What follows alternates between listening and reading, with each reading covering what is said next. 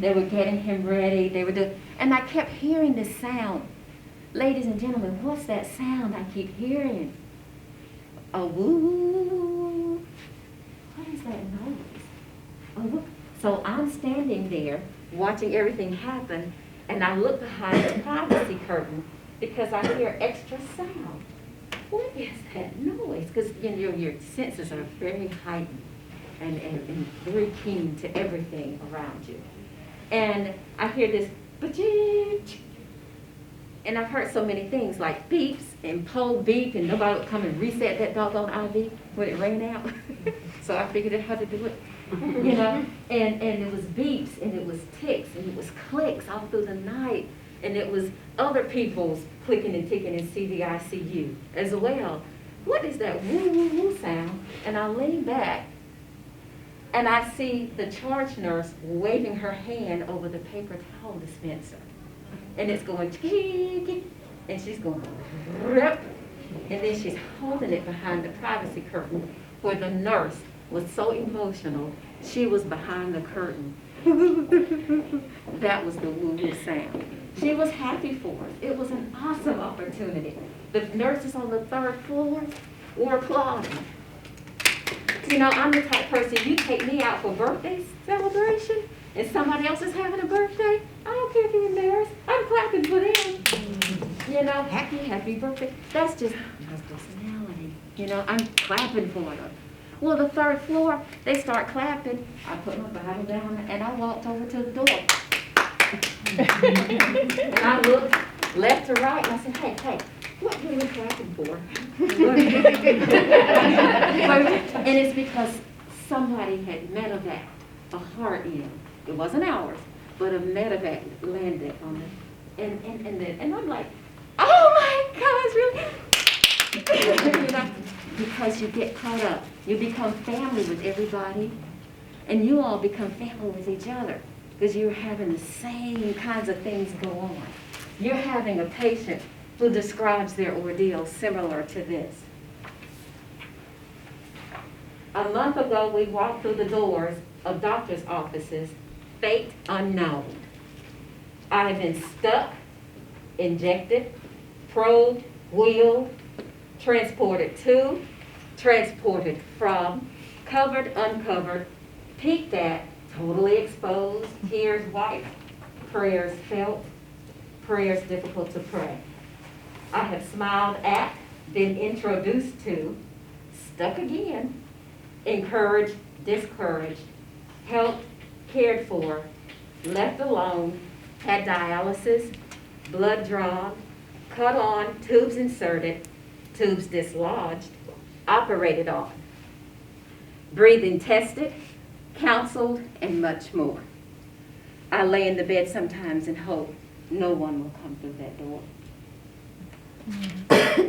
In the book, A Second Chance, he tells the story about his life, our life, and he shows the depiction of what the transplant ordeal was like. But there was, how much longer do I have? About 10 minutes, perfect. But that story became a powerful story and a good story. People ask me a lot of times, was it worth it? Absolutely it was. Absolutely it was. Was it difficult? Absolutely it was. Absolutely. But I want to introduce you to my Mr. November. He became the November recognition for the Life and Transplantation Calendar with LifeLink of Georgia. That was in 2013. Interestingly enough, that was a couple of months after having had the tricuspid valve surgery. So he had the 3 pillows, he had the biventricular assist device, the BiVAD, to function as his heart. 3 weeks later, they go back in to perform the transplant. In less than 2 years, they go back in with the tricuspid valve surgery, a pig valve. And the children would say, a pig's valve? And he would say, oink, oink. Okay? And the look of it, he would explain to them, looks as though, he said, you're looking into your garbage disposal.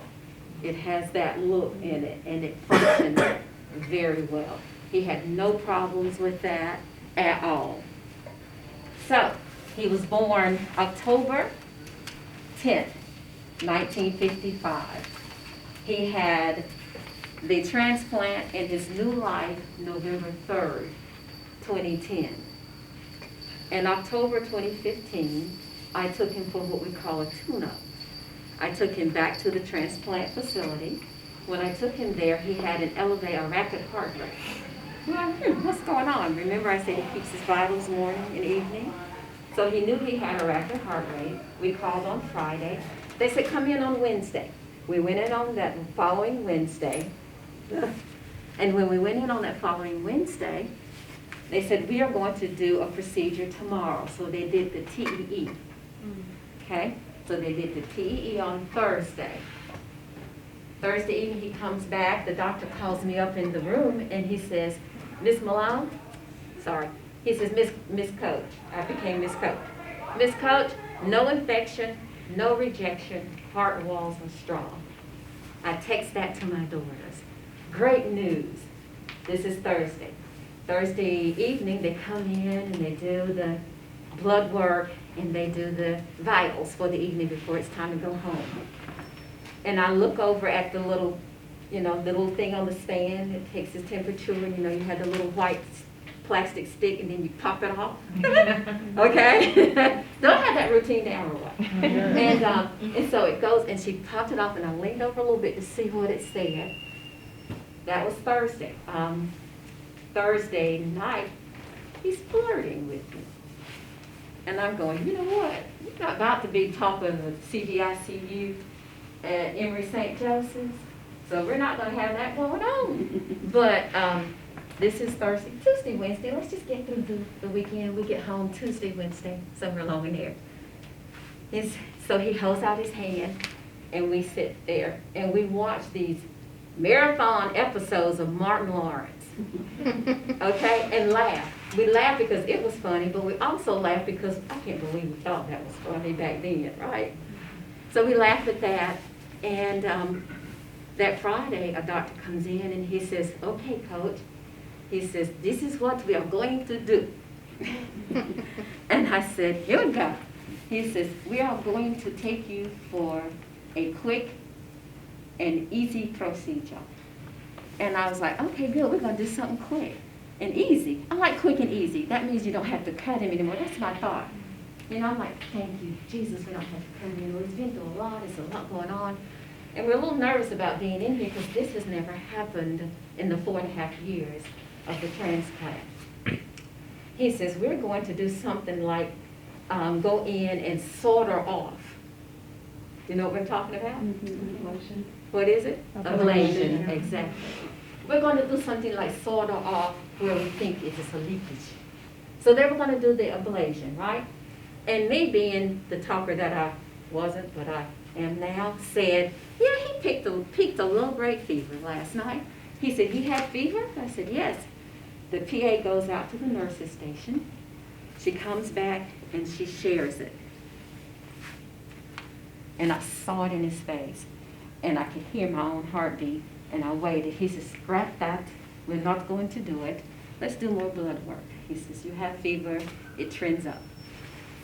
So they come back. They do these 20 or 30 vials of blood, y'all. And everything just blew up. I guess it changes colors or it does whatever it does. But whatever it does, it did it. And they said, infection. What is this? Listeria? Listeria.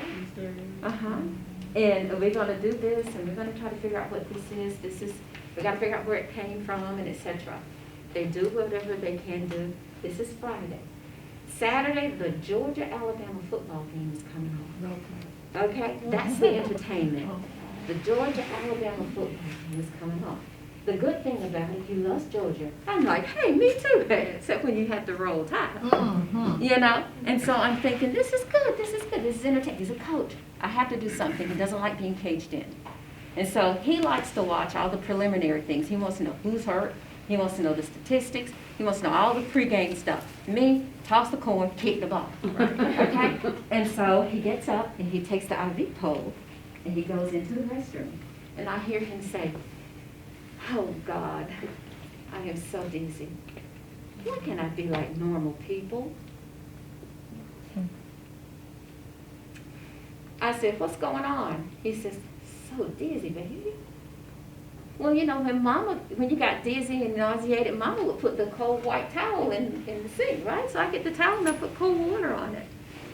And I said, "Okay, let me go get Maury." That's our nurse. They will remember your names. I can tell you about Maury, Amy, Brooke, Samantha, Stan, John, Joe, Terrence, Paul, Keith.